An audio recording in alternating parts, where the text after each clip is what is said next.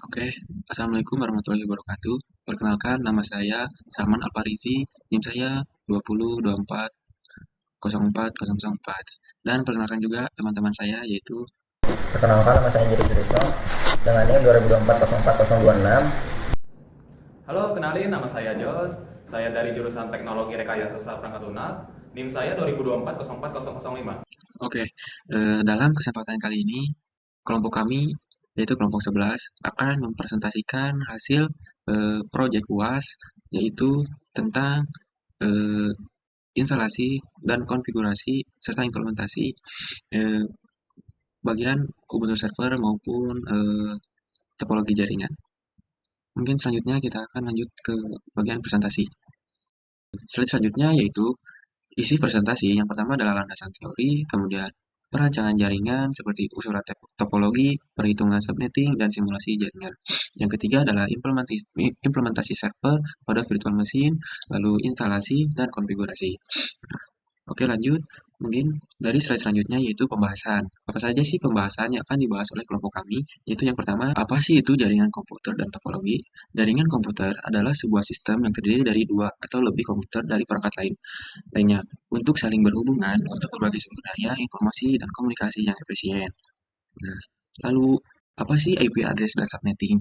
VLSM, IP address adalah alamat unik yang diberikan pada jaringan komputer dan peralatan jaringan protokol seperti TCP atau IP. Dengan TCP IP tersendiri adalah sekumpulan topologi yang mengatur dan komputer di internet.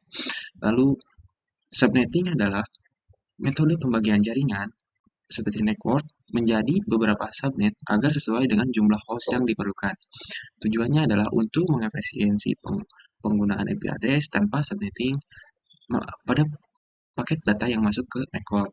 Nah, kemudian VLSM adalah pengembangan dari metode VLSM. Nah, apa itu VLSM? VLSM adalah metode subnetting yang membagi alamat network yang sudah ada menjadi beberapa alamat network. Kemudian VLSM adalah pengembangan dari metode VLSM untuk memperbaiki jaringan dengan VLSM. Suatu jaringan dapat memiliki subnet mask yang berbeda, memungkinkan pembagian subnetting yang lebih efisien dan fleksibel sesuai kebutuhan. Kemudian yaitu yang ketiga adalah routing. Routing adalah pengiriman data melalui paket yang memulai rute jaringan yang telah dikonfigurasi untuk mencapai suatu tujuan. Kemudian yang keempat adalah VMware Workstation. VMware ini adalah adalah teknologi yang memungkinkan pengguna perangkat keras komputer lebih efisien dan menjalankan beberapa sistem operasi secara bersamaan pada satu mesin fisik. Nah, VMware ini ada salah satu perangkat lunak virtualisasi yang paling banyak digunakan. Juga menyediakan beberapa solusi untuk mengelola mesin virtual. Kemudian selanjutnya adalah SSH. Nah, SSH ini adalah protokol yang memungkinkan pertukaran data melalui saluran aman antara dua perangkat jaringan. Nah, protokol yang sangat penting dalam keamanan jaringan komputer, fungsinya utama adalah untuk melakukan pemantauan dan pengawasan terhadap jaringan internet server pusat. Nah, kemudian ada Ubuntu Server. Nah, Ubuntu Server ini adalah sistem operasi Ubuntu yang dirancang khusus untuk lingkungan server. Tidak seperti server desktop, Ubuntu Server tidak menyertakan antarmuka pengguna grafis secara default, sehingga lebih ringan dan lebih efisien untuk penggunaan server. Nah, kemudian ada DNS server. Nah, DNS ini adalah sebuah sistem yang mengubah nama domain menjadi alamat IP numerik yang digunakan oleh komputer. Nah, lalu ada Samba Server. Samba Server ini adalah salah satu perangkat lunak yang memungkinkan sebuah sistem operasi, khususnya Linux, yang berfungsi sebagai file server yang dapat diakses oleh komputer. Dengan sistem operasi Windows, Samba juga menyediakan layanan berbagi file antara sistem operasi dan beberapa. Dan oke, yang selanjutnya adalah FTP server. FTP ini adalah sebuah protokol yang dirancang khusus untuk pertukaran file melalui jaringan. Cara kerja FTP ini mirip dengan HTTP untuk web atau SMTP untuk email. Namun FTP ini khusus untuk urusan pertukaran file. FTP ini umumnya menggunakan metode autentikasi standar dengan username dan password. Nah, kemudian ada web server. Nah, web server ini mempunyai beberapa LAM yaitu seperti Linux, Apache, MySQL, dan PHP. Nah, Apache ini merupakan sebuah perangkat lunak yang memungkinkan pengguna dapat mengunggah website internet secara gratis. Apache ini juga sifatnya open source, di mana setiap pengguna dapat dengan bebas memodifikasi sesuai dengan kebutuhan. Nah, kemudian MySQL ini adalah sistem manajemen basis dari rasional sumber terbuka yang digunakan untuk menyimpan dan mengelola data. Keandalan, kinerja, stabilitas, dan kemudahan penggunaannya menjadi MySQL pilihan paling populer. Kemudian ada PHP. PHP ini merupakan bahasa pemrograman yang biasanya digunakan untuk membuat website dan aplikasi berbasis website. PHP juga dianggap sebuah bahasa script dan general purpose atau dapat digunakan secara umum. Oke, mungkin itu pengenalan dari beberapa teori eh, komponen dari Windows Server. Mungkin selanjutnya yaitu bagian perancangan jaringan. Di slide selanjutnya akan dijelaskan oleh teman saya yaitu Jos. Jelaskan tentang bagian perancangan jaringan. Yang pertama ada topologi jaringan. Di sini penyusun memilih untuk menggunakan star topologi. Star topologi sangat berguna sekali untuk kemudahan pengelolaan serta pengawasan terhadap lalu lintas jaringan. Dalam topologi ini setiap jaringan terhubung langsung ke perangkat pusat. Contohnya di sini. Di sini server sebagai pusat. Perangkat lainnya terhubung dengan satu server ini. Bagaimana dengan subnetting? Perhitungan subnetting penyusun menggunakan VLSN dengan IP address dari kelas C, prefix 28. Nah, kira-kira seperti ini perhitungan IP address-nya 255, 255, 255, 240. Itu adalah subnet mask dari prefix 28. Dari subnet ini kita bisa ubah ke bentuk binary. 255 dalam angka binary adalah angka 1 sebanyak 8 kali. Sedangkan 240 angka satunya hanya ada 4. Jadi kita dapat angka 1 di oktet keempat adalah 4 buah. Ada 4 angka 1 di oktet keempat. Dan juga ada 4 angka 0 di oktet keempat ini. Jadi seimbang ya. Satunya ada 4, 0 juga ada 4 di oktet keempat ini. Nah, ini bagian untuk menghitung jumlah host. Kalau prefix 28, jumlah hostnya 16. 16 dikurangi 2. Berarti usable hostnya 14. Sekarang kita masuk ke bagian simulasi jaringan dengan Cisco Packet Tracer. Topologi yang digunakan ini menggunakan 3 buah router dan 4 switch.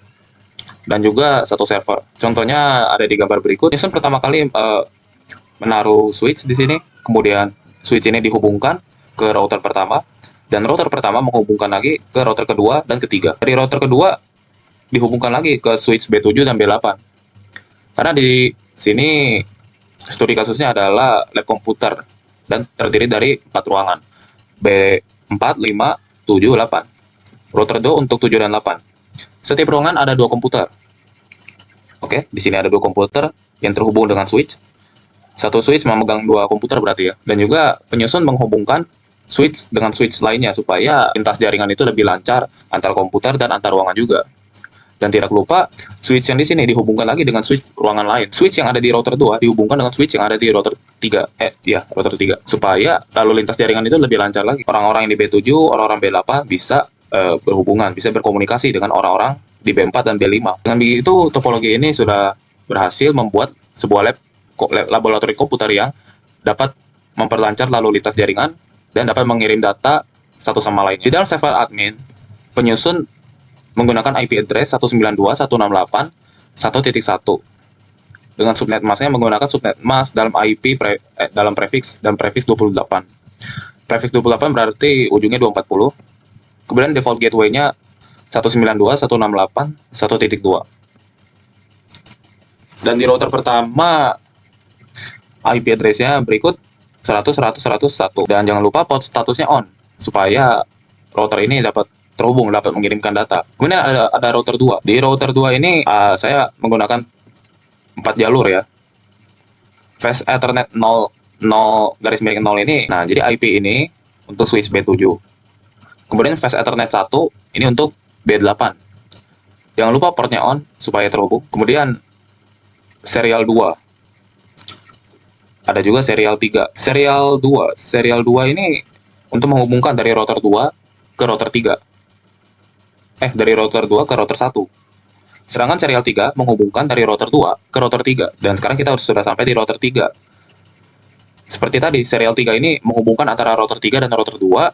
Kemudian ada Fast Ethernet 0 untuk switch B4 dan Fast Ethernet 1 untuk switch B5. Nah, di komputernya, di PC-nya, di PC pertama namanya ini PC 0, IP address-nya ini.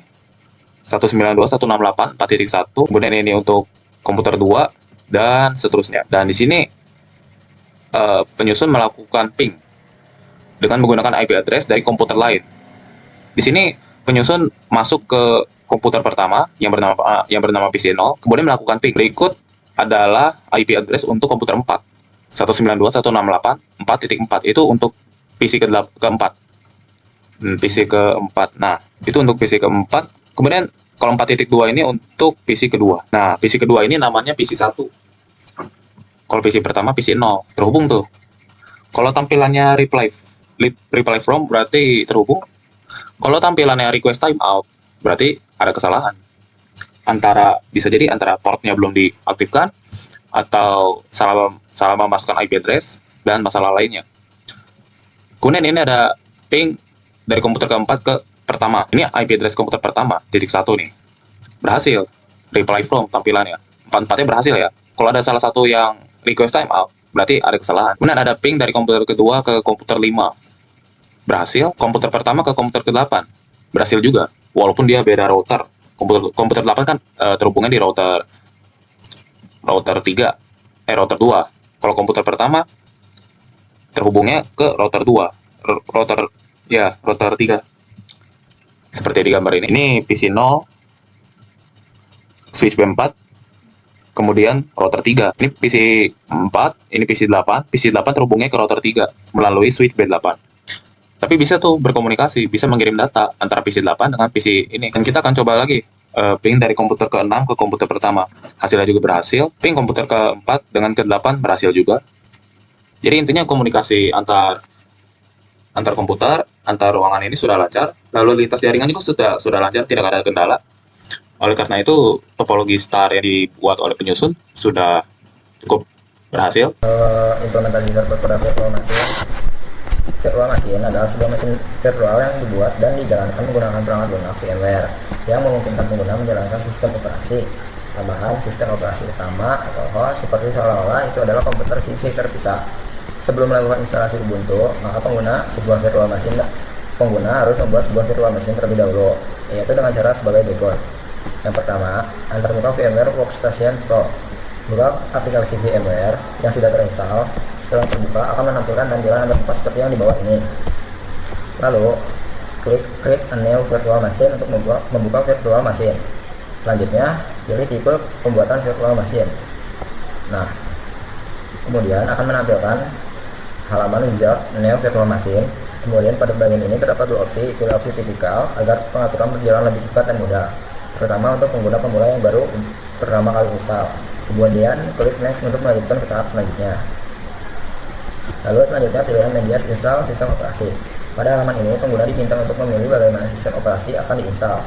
Kemudian pilih opsi ketiga yaitu I will install the operation system later. Opsi ini berguna agar kita dapat mengatur file ISO secara manual nanti tahap hardware. Kemudian klik next untuk melanjutkan tahap selanjutnya. Lalu pilih jenis sistem operasi. Di tahap ini kita akan diminta untuk memilih jenis sistem operasi yang ingin digunakan di virtual machine. Karena kita akan menggunakan Linux, maka pilih opsi Linux dan version Ubuntu 64-bit jika sudah memilih dengan benar. Kemudian klik next untuk melanjutkan ke tahap berikutnya. Lalu selanjutnya beri nama pada virtual machine. Berikan nama untuk sebuah virtual machine yang ingin dibuat. Kemudian pilih lokasi penyimpanan pada virtual machine dengan klik tombol browse. Kemudian jika sudah, kemudian klik next untuk melanjutkan ke tahap berikutnya. Untuk membuat virtual machine, langkah selanjutnya yaitu melakukan konfigurasi jaringan IP address. Hal ini penting agar pengguna machine dapat terhubung ke jaringan yang digunakan sebagai server.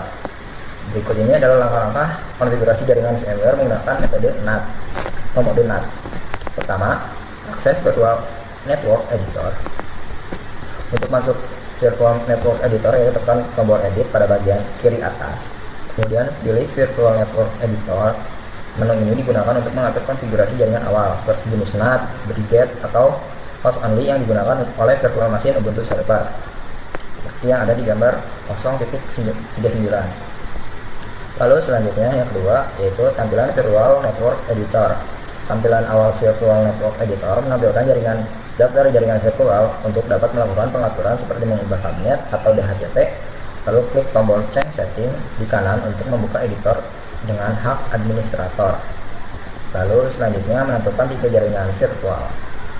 Setelah membuka virtual network editor dengan hak administrator, pilih jaringan VNet yang menggunakan metode NAT. Mode NAT digunakan agar virtual machine dapat mengakses internet melalui koneksi host tanpa konfigurasi tambahan.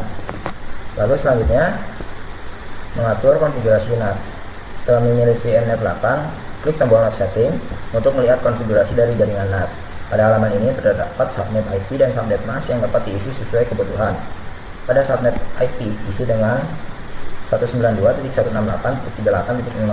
dan subnet mask isi dengan 255.255.255.255.240. Alamat ini nantinya akan digunakan sebagai gateway default jika mengatur IP statis di sistem operasi Ubuntu server. Lalu klik OK untuk melanjutkan. Lalu selanjutnya tampilan awal virtual machine. Setelah virtual machine berhasil dibuat dan konfigurasi jaringan selesai, tahap berikutnya adalah melakukan instalasi sistem operasi Ubuntu server ke dalam virtual machine. Instalasi dilakukan melalui file ISO yang telah dihubungkan pada konfigurasi CD atau DVD sebelumnya. Untuk melakukan instalasi Ubuntu server, pertama-tama jalankan virtual machine terlebih dahulu, yaitu dengan cara klik tombol power on this virtual machine seperti yang ada di gambar 0.43. Sistem operasi yang diinginkan. Terdapat dua opsi utama, yaitu Ubuntu server. Opsi ini akan menginstal paket-paket standar yang umum digunakan pada server, yang berguna untuk sistem mencari dan menginstal driver tambahan secara otomatis. Pilih pada opsi Ubuntu server default dan opsi search for third-party driver, lalu klik done untuk melanjutkan. Lalu selanjutnya konfigurasi koneksi. Kemudian akan menambahkan halaman konfigurasi jaringan yang secara otomatis deteksi, atau pada halaman ini atur alamat IP statis secara manual dengan cara klik enter pada N33. Kemudian pilih opsi edit IP F4. Pada tahap ini penting agar Ubuntu server dapat berfungsi sebagai server dalam jaringan lokal, memiliki alamat IP tetap server terhubung ke internet jika diperlukan. Selanjutnya konfigurasi alamat IP F4 statis. Setelah memilih opsi edit IP 4, maka akan menampilkan halaman konfigurasi untuk menetapkan parameter secara spesifik. Ubah IP F4 method menjadi manual. Kemudian subnet 192.168.38.0/28, address 192.168.38.6, gateway 192.168.38.2, dan nama server 888.1111. Semua ini dia disediakan dengan konfigurasi net dari Virtual Network Editor VMware. Setelah seluruh pengaturan terisi dengan benar, klik tombol save untuk menyimpan konfigurasi jaringan statis. Lalu selanjutnya ringkasan konfigurasi jaringan. Setelah konfigurasi jaringan kembali ditampilkan, kali ini menunjukkan bahwa antarmuka N33 telah menggunakan alamat statis 192.168.38.6/28. Informasi ini menampilkan bahwa server sekarang memiliki IP tetap dan dalam jaringan VMware. Konfigurasi ini memungkinkan Ubuntu server untuk menerima koneksi masuk dari perangkat lain dalam jaringan yang digunakan sebagai server lokal. Setelah semuanya benar, klik tombol done untuk melanjutkan. Selanjutnya pengaturan proxy. Jika pengguna berada di jaringan yang menggunakan HTTP proxy server, maka alamat proxy perlu dimasukkan. Namun tidak menggunakan proxy, maka kolom ini dapat dikosongkan karena kita tidak menggunakan jaringan yang memerlukan proxy. Maka biarkan kosong dan klik done untuk melanjutkan. Lalu selanjutnya konfigurasi Ubuntu server arsip mirror. Arsip mirror ini berfungsi untuk melakukan update terhadap paket-paket yang ada pada Ubuntu server. Pada halaman ini, sistem secara otomatis akan melakukan pengecekan terhadap mirror server yang Anda gunakan. Ketika pengecekan selesai, pilih opsi done untuk melanjutkan. Selanjutnya, konfigurasi quit storage.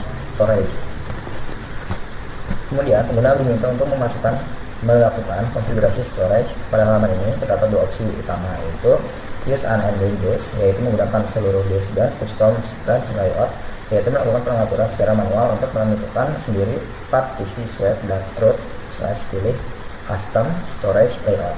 Lalu klik tombol done untuk melanjutkan. Selanjutnya menambahkan partisi swap. Setelah itu akan melanjutkan pembuatan partisi secara manual pada disk dev SDA untuk mendapat partisi secara manual, yaitu dengan klik enter pada free swap, kemudian masukkan size sebesar 4098 M yang digunakan oleh sistem ketika memori utama RAM tidak mencukupi. Lalu klik format value swap, dan karena partisi ini tidak memerlukan mempoint, maka format dibiarkan kosong. Setelah itu klik create untuk membuat partisipasinya. Selanjutnya membuat partisi root. Setelah partisi selesai dibuat, lalu partisi root dengan cara yang sama dengan sebelumnya. Buat partisi baru di size ruang sebesar 35.99976 GB pada disk. Masukkan size sebesar 35.999 dan pada format ext4, yaitu sistem file dana stabil yang ingin digunakan. Kemudian klik kolom mount, pilih root, yang berarti partisi ini akan menjadi titik pemasangan utama sistem. Klik create untuk membuat partisi root. Selanjutnya ringkasan partisi disk. Pada kedua partisi selesai dibuat, jika kedua partisi kedua, maka menampilkan ringkasan konfigurasi store yang sudah dibuat. Dengan begitu, Ubuntu Server siap diinstal ke dalam partisi yang telah ditentukan. Klik tombol done, maka akan menampilkan pop-up konfigurasi, lalu klik continue untuk melanjutkan proses instalasi. Klik tombol reboot now untuk menyelesaikan proses instalasi tersebut. Selanjutnya login sistem Ubuntu Server. Setelah proses reboot selesai, maka akan menampilkan halaman login pada Ubuntu Server. Untuk mendapat login, masukkan username dan password yang sebelumnya telah dibuat. Pada halaman ini artinya proses instalasi telah berhasil dan siap digunakan. Ya, di sini kita akan melakukan konfigurasi IP address status. Terdapat beberapa perintah yang digunakan di Ubuntu Server untuk melakukan konfigurasi IP address status. Pertama, mengecek IP address di Ubuntu Server. Di sini kita menggunakan IP address show karena di sini perintah ini digunakan untuk menampilkan semua konfigurasi alamat IP dari antarmuka jaringan yang tersedia di sistem Ubuntu Server. Lalu selanjutnya konfigurasi jaringan. Sini kita menggunakan perintah v/etc/netplan/00 installer config.yml. Penjelasannya, perintah ini digunakan untuk membuka file konfigurasi jaringan netplan menggunakan text editor v. Selanjutnya menerapkan konfigurasi jaringan menggunakan perintah netplan apply. Perintah ini digunakan untuk menerapkan perubahan pada file konfigurasi netplan tanpa menjalankan perintah netplan apply. Ini perubahan tidak akan berlaku. Perintah ini sangat penting agar pengaturan IP status atau DNS yang telah diubah mulai menggunakan sistem.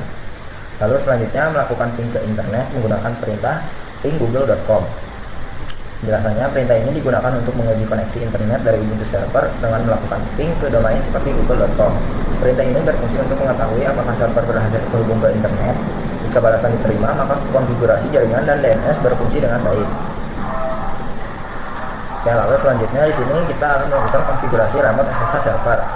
Berikut ini adalah step by step yang dilakukan melakukan konfigurasi remote SSH Ubuntu Server 22.04 LTS. Pertama, beralih ke user root menggunakan perintah sudo su. Perintah ini digunakan untuk beralih ke root untuk memberikan akses root atau administrator penuh pada pengguna biasa. Lalu selanjutnya mengedit konfigurasi SSH menggunakan perintah v/etc/ssh/sshd_config. Perintah ini digunakan untuk membuka file SSH config. Di v/sshd_config ini merupakan file konfigurasi untuk layanan SSH. Mengedit file ini memungkinkan pengguna untuk mengatur port SSH, metode autentikasi, akses root, dan kebijakan keamanan lainnya, seperti mengubah port default 22 menjadi 2323 untuk meningkatkan keamanan dari serangan brute force. Lalu selanjutnya merestart halaman SSH menggunakan perintah service sshd restart. Perintah ini digunakan untuk merestart dari perubahan konfigurasi SSH agar perubahan berlaku. Jika server merespon ping, artinya server telah terhubung ke jaringan dan siap digunakan untuk komunikasi data dan akses remote. Selanjutnya menjalankan layanan SSH menggunakan perintah sudo systemctl start SSH.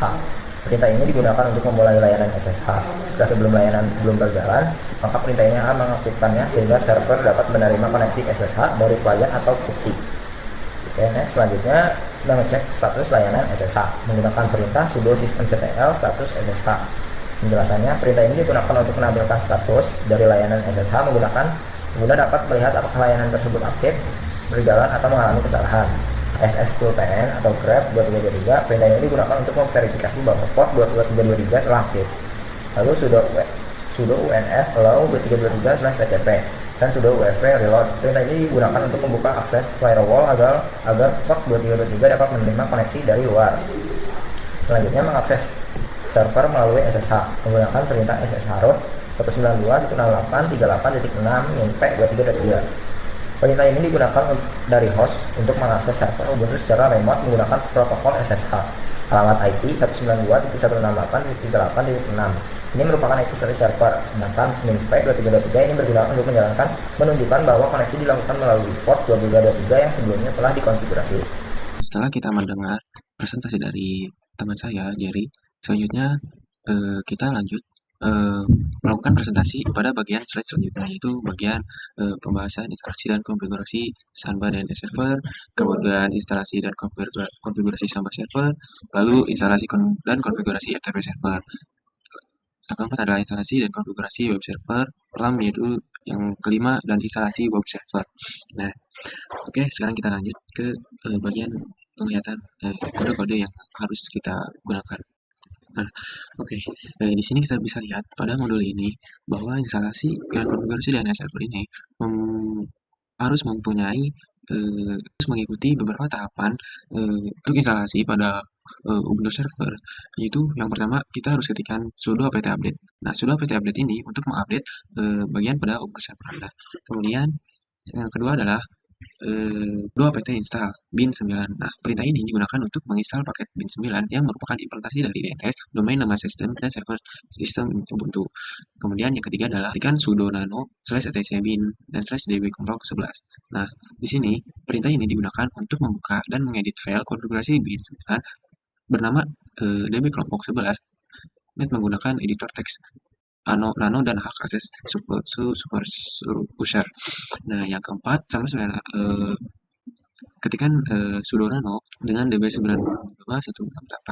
Nah, perintah ini digunakan untuk membuka dan mengedit file konfigurasi bin 9 bernamakan db.92.68 menggunakan editor teks nano dengan hak akses super user. Perintah ini penting untuk mengkonfigurasi server DNS bin agar dapat menerjemahkan alamat IP ke nama domain yang sesuai, merupakan bagian penting dan mengatur layanan DNS untuk resolusi terbaik.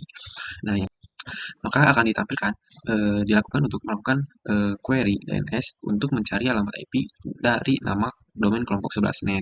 Lalu yang kesembilan adalah nslookup 192.168.6. Perintah ini digunakan untuk melakukan query DNS berbalik untuk mencari nama domain dan berasosialisasi dengan alamat IP.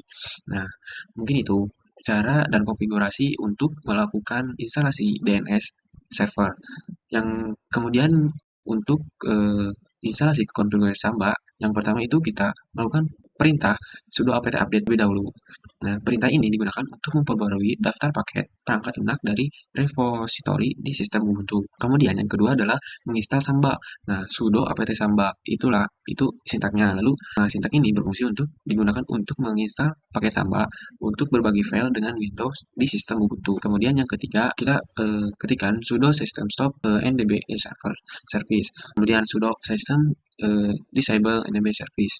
Nah, perintah pertama digunakan untuk menghentikan layanan NDB service yang merupakan bagian dari Samba untuk resolusi nama NAC BIOS secara langsung.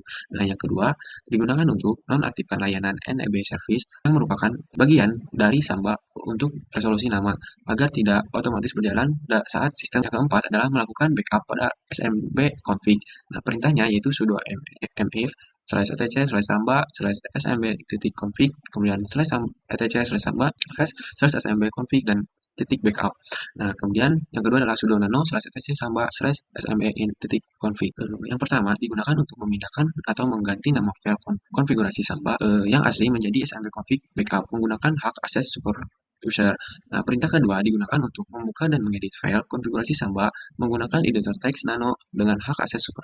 Gambar ketiga menampilkan hasil dari konfigurasi Samba yang sedang diedit menggunakan editor teks nano. Nah, yang kelima adalah melakukan tes konfigurasi. Untuk perintahnya itulah test prompt. Test prompt ini perintah digunakan untuk memeriksa file konfigurasi Samba smb.config untuk validasi sintaksis dan parameter. Kemudian yang keenam itu membuat direktori Samba menggunakan perintah sudo mkdir /samba. Nah, perintah ini digunakan untuk membuat direktori baru bernama /samba/ dengan hak akses super user. Nah, yang ketujuh adalah mengatur kepemilikan direktori dengan perintah sudo chown kemudian 2 samba share dan slash samba slash. Perintah ini digunakan untuk mengubah grup pemilik dari direktori samba menjadi samba share dengan hak akses super user. Nah, ini penting untuk memastikan bahwa samba memiliki izin yang benar untuk mengakses dan mengelola direktori yang akan digunakan. Oke. Nah, yang kedelapan adalah membuat direktori di dalam samba. Nah, sudo mk dengan perintah sudo mkdir slash samba slash kelompok 11. Perintah ini digunakan untuk membuat direktori baru dengan bernamakan slash samba slash kelompok 11 SOJ di dalam direktori samba dan akses. Yang kesembilan adalah membuat user baru tanpa direktori home. Nah, perintahnya itu sudo add user underscore home titik slash samba slash komputer kelompok 11 slash underscore SOJ slash not create home dan sel. Perintah ini digunakan untuk menambahkan pengguna baru bernama kelompok 11 SOJ ke sistem Ubuntu dengan konfigurasi spesifik untuk samba. Ke-10 adalah merupakan merubah pemilik dan hak akses dengan menuliskan sudo chown kelompok 11 SOJ titik 2 samba share slash samba slash kelompok 2 underscore SOJ. Perintah ini digunakan untuk mengubah pemilik direktori dari slash samba ke slash kelompok 11 SOJ menjadi pengguna kelompok 11 underscore SOJ dan grup pemiliknya menjadi samba share dengan hak akses super. Nah, yang ke-11 adalah merubah kepemilikan dan hak akses dengan perintahnya sudo chmod 2270 slash samba slash kelompok 11 underscore SOJ slash. Nah, perintah ini digunakan untuk mengubah pemilik direktori slash samba slash kelompok 11 underscore SOJ menjadi pengguna kelompok 11 dan grup pemiliknya menjadi samba share dengan hak akses super user. Nah, kemudian yang ke-12 adalah menambahkan pengguna.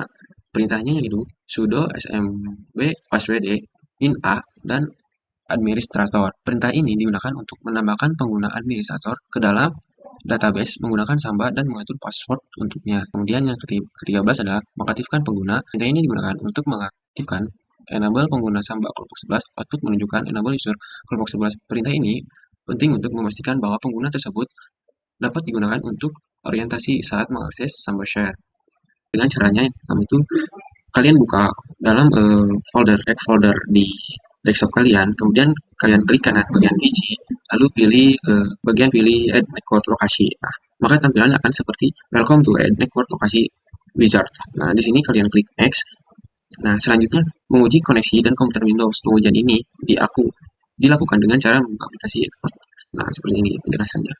Nah, kemudian adalah menentukan alamat folder sharing secara manual dengan klik source custom network lokasi, kemudian isi IP address Anda dan kelompok 11. Nah, penjelasannya adalah kemudian akan menampilkan halaman seperti pada gambar di atas.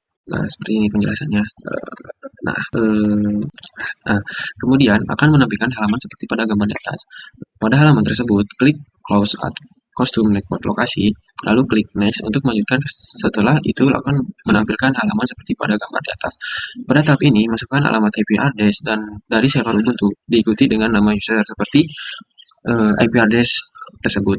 Dan lalu klik next untuk melanjutkan. Alamat ini menunjukkan bahwa folder yang diakses berasal dari server dengan IP tersebut. Yang ke-21 adalah login ke folder sharing sama menggunakan username password. Setelah alamat tersebut dimasukkan, maka Windows akan meminta kredensial untuk mengakses folder tersebut menggunakan masukkan username dan password samba yang sebelumnya yang telah dibuat. Setelah berhasil login, sistem akan meminta pengguna untuk memberikan nama source code yang akan muncul di file Explorer.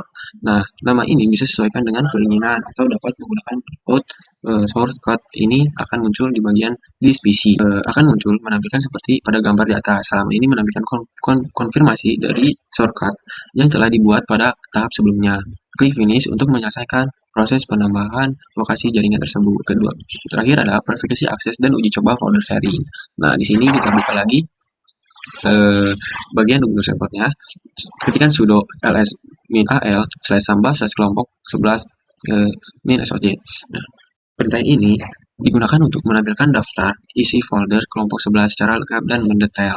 Opsi min a menampilkan sebuah file termasuk file tersembunyi, sedangkan min l menampilkan dalam format list panjang. Untuk melakukan instalasi FTP server, perintahnya adalah sudo apt min-get install ftpd, yaitu perintah ini digunakan untuk menginstal paket Vervi-Secure FTP Daemon Mode di sistem Ubuntu. Informasi yang digunakan menampilkan meliputi proses membaca daftar paket, membangunkan pohon dependensi pembaca informasi status. Nah, kemudian melakukan konfigurasi pada file config Nah, ketikkan sudo nano /etc/ setelah itu lakukan konfigurasi pada file yang berada di directory etc. Untuk membuka dan mengedit file tersebut gunakan perintah sudo nano /etc dan /vsvtpd.config.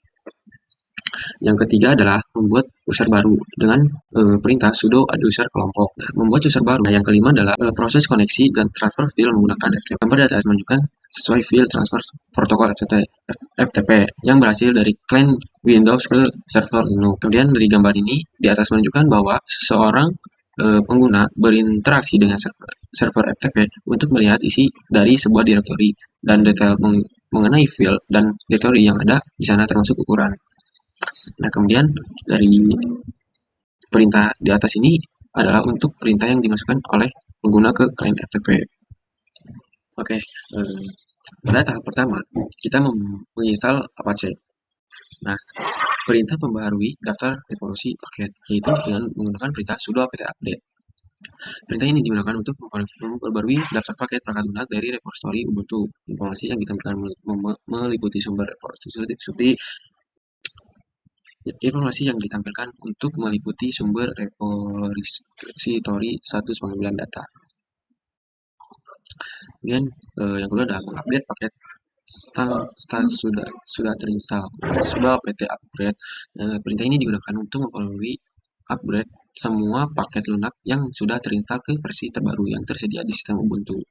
Nah, yang ketiga adalah instalasi paket REST web server dengan perintah sudo apt install apache. Nah, perintah ini digunakan untuk menginstal paket perangkat lunak Apache web server serta semua dependensinya di sistem Ubuntu. Informasi ditampilkan meliputi proses pengecekan daftar paket. Menggunakan sudo systemctl start Apache digunakan untuk memulai layanan web server Apache. Perintah kedua adalah sudo systemctl status Apache digunakan untuk menampilkan status layanan Apache.